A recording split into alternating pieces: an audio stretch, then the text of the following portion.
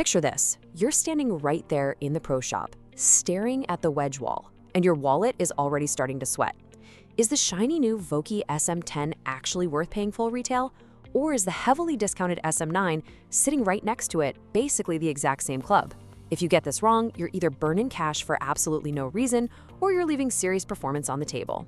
We're going to settle this direct head-to-head battle right now, and I guarantee the answer is not what Titleist marketing wants you to think. Welcome back to Golf Gear Showdown, where we put golf gear head-to-head so you can pick the right winner for your game without wasting a single dime. I'm Jake, your everyday 15 handicap voice of reason. And I'm Mike, the data and specs guy. On the left, we've got the Vokey SM10, still commanding top dollar. On the right, the SM9, which dominated tours back in 2022 and is now sitting in clearance barrels for half the price. The marketing hype says the SM10 is significantly better, right? But real golfers in the forums say they can barely tell them apart. So let's dig in. All right, here's the tail of the tape for today's matchup. We're going 6 rounds.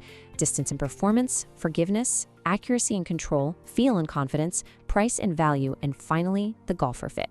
You're definitely going to want to stick around for round 5 because what we reveal there is a massive financial loophole that most golfers completely miss.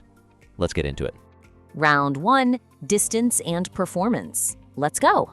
Okay, talk to me about the actual data, Mike, because as an everyday 15 handicapper, I seriously doubt I can actually notice a difference between 2 fresh Vokey wedges. Well, you might actually be right on the short stuff, Jake. Both of these wedges use Vokey's spin-milled cutting process. On those short 50-yard pitches, the data shows maybe a 50 RPM difference between them. That's entirely negligible. Right, exactly my point. However, common feedback suggests the SM10 pulls ahead when you step back a bit. On longer wedge shots, like in that 75 to 100-yard range, reviewers are noting roughly 200 RPM more spin with the SM10, plus a noticeably more penetrating flight. Okay, I can concede that point on full swings, but there's another detail to consider here. The SM10 gets a specific heat treatment on those TX9 grooves. Based on design intent, Titleist claims this heat treatment essentially doubles the groove life compared to the precision milling on the SM9. Look, if I'm spending my hard-earned cash, I want the club that stays sharper longer. That's totally fair. So round 1 winner is the SM10 purely on that full swing spin and durability factor. Moving on to round 2, forgiveness. Look, if you're watching this explainer hoping one of these wedges will magically fix your short game, you're in for a very rude awakening. What happens when you chunk a chip with these? Yeah, it's gonna hurt your feelings. Independent reviewers note there is very little help from the clubs when mishits occur. Let's be brutally honest here. Neither of these are wide-soled, cavity-back wedges designed to bail you out. If you thin a pitch shot across the green with the SM9, you are gonna thin it exactly the same way with the SM10. They punish a bad swing equally. I completely agree, Jake. They are built for control and workability, not forgiveness. So, round 2 is a dead tie. 0 advantage for either club here. But don't tune out just yet, because this next round on accuracy reveals a design tweak that completely separates these 2 clubs when you take a full swing. All right, round 3, accuracy and control. This is actually the exact category Titleist focused on the hardest when engineering the SM10. It all comes down to trajectory. Right, the flight window. Because better players absolutely hate seeing a wedge shot balloon up into the wind and drop short. Exactly. The older SM9 had a very high center of gravity.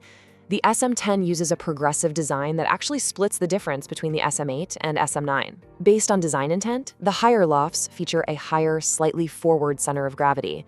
They do this by adjusting the hosel lengths and top line thickness to create a lower, flatter ball flight. It is highly predictable for distance control. But here's the real kicker for the everyday player. The SM9 had a notorious slight draw bias on full swings. Golfers were constantly pulling their wedges left.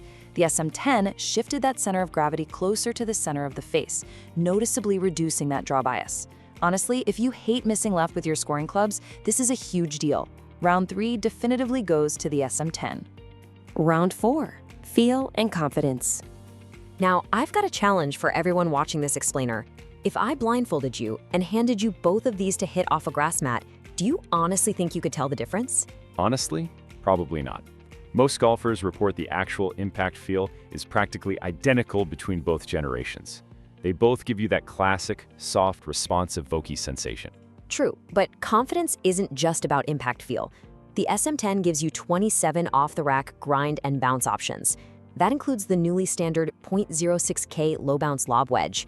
In the SM9 era, you had to custom order that through WedgeWorks. Knowing you have the exact right sole for your specific turf conditions, that breeds massive confidence. You also have to consider the aesthetics here. The SM10 introduced this new nickel finish, replacing the old brushed steel. It reduces glare beautifully. Yeah, it looks incredible. So impact feel is definitely a tie, but I'm awarding round 4 to the SM10. The sheer confidence provided by those expanded stock grinds and that premium nickel finish gives it the edge for sure. Round 5, price and value. All right, this is where we talk cold, hard numbers, and honestly, where this entire matchup flips on its head. Hang on to your wallets, folks. Here is a massive smart shopper move that most golfers completely miss. Because the SM11 officially dropped in February 2026, the SM10 is now yesterday's news.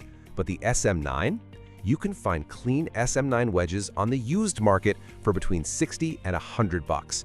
Even new old stock is heavily discounted right now. You're buying elite tour-level gear for pennies on the dollar.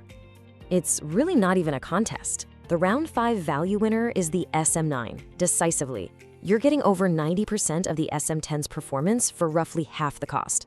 You could literally buy a 2-wedge set of SM9s for the price of one single brand new SM10. But stick around because value means absolutely nothing if the club doesn't fit your swing. We're breaking down exactly who should buy what right now. Round 6, the golfer fit it. Find your profile and you'll find your answer. Let's run the matrix. Beginners, high handicappers, and budget buyers, just buy the SM9. Save your money for lessons because you won't notice the groove differences yet anyway. Mid-handicappers, it's a tie, entirely based on your budget. Low-handicappers, fast swings, and distance seepers, you want the SM10 for that flat flight control. Seniors and slicers, the SM10's reduced draw bias helps keep you on target. Forgiveness seekers, neither. Go buy a cavity back wedge from someone else. Okay, before we give the final verdict, I need to drop some harsh insider advice. The single biggest buying mistake you can make is agonizing over the SM9 versus the SM10 and then completely ignoring the grind and bounce. If you play in fluffy rough and you buy a low bounce tee grind just because it looks cool, you're gonna lay the sod over every pitch shot. The wrong sole will hurt your game way more than the wrong generation. Seriously, I almost did exactly that last season. Get fit for your turf conditions first. All right, let's rapid fire the honest, brand unprotected pros and cons. SM10 Pros, TX9 groove durability is phenomenal. The lower ball flight is super consistent, and having 27 stock grinds is massive. Cons, it's expensive for an incremental upgrade, and it is totally unforgiving. SM9 Pros, unbeatable used market pricing and identical classic feel.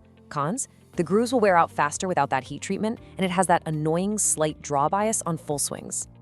The final verdict.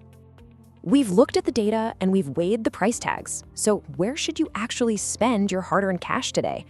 The best overall wedge, best for distance, and best for seniors is the SM10. It wins purely on refined engineering and superior flight control.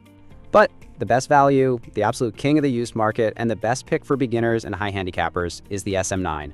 Mid-handicappers, it's entirely your call based on your wallet. And for forgiveness, again, look elsewhere. Bottom line, if budget is no limit, get the SM10, or even wait for the new SM11. If you just want fresh grooves on a strict budget, the SM9 is your weapon. Don't overcomplicate it. So, does shiny and new actually beat tried and true for your game? I want to hear from you guys. Drop into the comments right now.